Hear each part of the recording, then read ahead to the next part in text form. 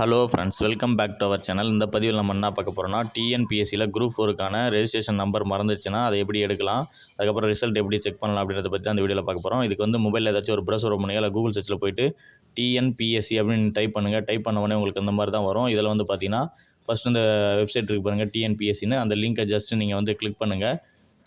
Click பண்ணதுக்கப்புறம் பார்த்தீங்கன்னா உங்களுக்கு நெக்ஸ்ட் வந்து இந்த மாதிரி பேஜுக்குள்ளே தான் போகும். இதில் வந்து பாருங்கள், ரிசல்ட் வந்து செக் பண்ணுறதுக்கு வந்து நோட்டிஃபிகேஷன் மாதிரியே முதல்ல ஷோ ஆகும். அது தேவையில்லை நம்மளுக்கு. இதில் அந்த பாட்டமில் பாருங்கள், ஹோம் பேஜ் ஒன்று கொடுத்துருக்காங்க பாருங்கள். ஸோ அந்த ஆப்ஷன் நீங்கள் கிளிக் பண்ணுங்கள். ஏன்னா நம்மளுக்கு நம்ம ரெஜிஸ்ட்ரேஷன் நம்பர் தெரியாது. ரெஜிஸ்ட்ரேஷன் நம்பர் வந்து நம்ம கண்டுபிடிக்கணும். அந்த ஹோம் பேஜ் அப்படின்றத கிளிக் பண்ணதுக்கப்புறம் உங்களுக்கு அப்படியே பாட்டமில் ஸ்க்ரோல் பண்ணுங்கள். இதுதான் வந்து பார்த்திங்கன்னா டிஎன்பிஎஸ்சியோட அஃபிஷியல் பேஜ். இதில் அப்படியே நீங்கள் என்ன பண்ணணும், பாட்டமில் ஸ்க்ரோல் பண்ணிட்டே வரணும். ஸ்க்ரோல் பண்ணிட்டு வந்தீங்கன்னா உங்களுக்கு ரெஜிஸ்டர் யூசர்னு இருக்கு பாருங்கள். ஸோ அந்த ஆப்ஷன் நீங்கள் வந்து கிளிக் பண்ணுங்கள். கிளிக் பண்ணதுக்கப்புறம் பார்த்தீங்கன்னா உங்களுக்கு இந்த மாதிரி ஒரு பேஜுக்குள்ளே தான் போகும். இதில் வந்து பாருங்கள், ஏற்கனவே பதிவு செய்தோர்னு இருக்கு பாருங்கள், உள்நுழைய அப்படின்ற அந்த ஆப்ஷனை கிளிக் பண்ணிங்கன்னா உங்களுக்கான யூசர் ஐடி பாஸ்வேர்டு, நீங்கள் என்ன எக்ஸாம் எழுதினாலுமே உங்களுக்கான யூசர் ஐடி பாஸ்வேர்டு ஒன்று வச்சுருப்பீங்க. அந்த யூசர் ஐடி பாஸ்வேர்டு வந்து நீங்கள் கொடுத்துக்குங்க. ஸோ கொடுத்துட்டு கீழே வந்து ஒரு மேத்தமெட்டிக்ஸ் கொடுத்துருக்காங்க பாருங்கள். ஸோ அந்த மேத்தமெட்டிக்ஸை வந்து ஆட் பண்ணிவிட்டு சமர்ப்பி அப்படின்னு ஒரு ஆப்ஷன் கொடுத்துருக்காங்க பாருங்கள். ஸோ அந்த ஆப்ஷனை வந்து நீங்கள் கொடுத்துக்குங்க. ஸோ இது வந்து டிஎன்பிஎஸ்சி குரூப் 4க்கு மட்டும் இல்லை, எந்த எக்ஸாமுக்கு வேணாலும் பார்த்தீங்கன்னா உங்களுக்கான ரெஜிஸ்ட்ரேஷன் நம்பரை நீங்கள் வந்து எடுத்துருக்கலாம். குரூப் 4 மட்டும் இல்லை, ஸோ எல்லா எக்ஸாமுக்கும் உங்களுக்கான ரெஜிஸ்ட்ரேஷன் நம்பரைன்னு எடுக்க முடியும். ஸோ அதை பற்றி தான் பார்க்குறோம். ஸோ இதில் வந்து சமர்ப்பி அப்படின்ற ஆப்ஷனை கொடுத்துக்குங்க. உங்களுடைய யூசர் ஐடி பாஸ்வேர்டை கொடுத்து சமர்ப்பின்னு கொடுத்தீங்கன்னா உங்களுடைய லாகின் பேஜுக்குள்ளே போயிடும். ஸோ லாகின் பேஜுக்குள்ளே போனதுக்கப்புறம் பார்த்தீங்கன்னா இதில் பாருங்கள், அப்ளிகேஷன் ஹிஸ்ட்ரின்னு இருக்குது பாருங்கள். ஸோ அந்த ஆப்ஷனை கொடுங்க. ஸோ இதில் நீங்கள் எந்தெந்த எக்ஸாம் எழுதிருக்கீங்களோ எல்லா எக்ஸாமுக்கான ரெஜிஸ்ட்ரேஷன் நம்பர் வரும். உங்களுக்கு அப்ளிகேஷன் ஐடி, உங்களுடைய டீட்டெயில்ஸ் எல்லாமே வரும். அதில் வந்து நீங்கள் வந்து எந்த எக்ஸாம் வந்து நீங்கள் வந்து வேணுமோ அந்த எக்ஸாமுக்கான ரெஜிஸ்ட்ரேஷன் நம்பரை வந்து அப்படியே நீங்கள் நோட் பண்ணிங்க.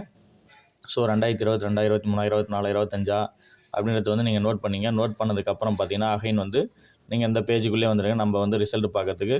ஸோ இதில் வந்து அந்த ஃபஸ்ட் ஒன்னை கிளிக் பண்ணுங்கள். கிளிக் பண்ணதுக்கப்புறம் உங்களுக்கான ரெஜிஸ்ட்ரேஷன் நம்பர், உங்களுடைய டேட் ஆஃப் பர்த், ப்ளஸ் பார்த்தீங்கன்னா பாட்டமில் கேப்சா கோடு கொடுத்துருக்காங்க. ஸோ இதை மூணுத்தையும் வந்து நீங்கள் கொடுத்துட்டு கேப்சா கோடை கொடுத்துட்டு சப்மிட் அப்படின்ற ஆப்ஷனை வந்து நீங்கள் கொடுத்தீங்கன்னா போதும்.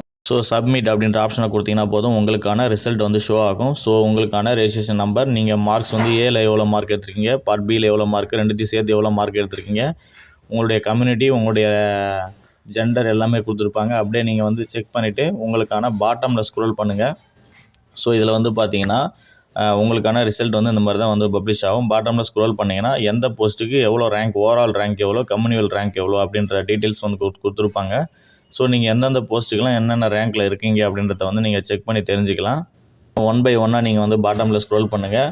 ஸோ ஸ்க்ரோல் பண்ணிங்கன்னா உங்களுக்கு வந்து டீட்டெயில் எல்லாமே இருக்கும். எந்தெந்த போஸ்ட்டுக்கு வந்து பார்த்தீங்கன்னா உங்களுக்கான ஓவரால் ரேங்க் கொடுத்துருக்காங்க, உங்களுக்கான கம்யூனிவல் ரேங்க் கொடுத்துருக்காங்க அப்படின்றத வந்து நீங்கள் தெரிஞ்சுக்கலாம்.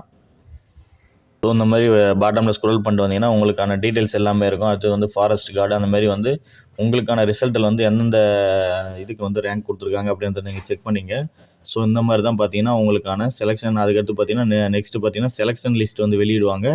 அதற்கான வீடியோவை நம்ம சேனலில் போடுவோம். இந்த வீடியோ பிடிச்சிருந்தால் லைக் பண்ணுங்கள், கமெண்ட் பண்ணுங்கள், ஷேர் பண்ணுங்கள் அண்ட் மறக்காமல் சப்ஸ்கிரைப் பண்ணுங்கள்.